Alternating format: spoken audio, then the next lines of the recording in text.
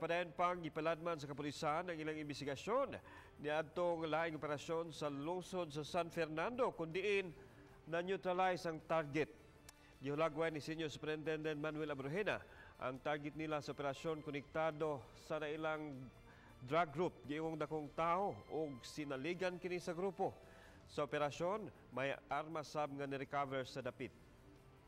Base doon, sir, sa information na tinanggap natin from the Chief of Police and sa mga reliable informants din po, itong si Roed ay naging kasangkapan po ng Sabalones Group in neutralizing yun pong kanilang mga kalaban sa illegal drug business and yun pong mga hindi nakakabayad.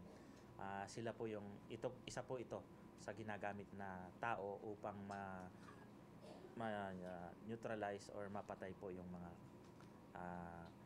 kalaban.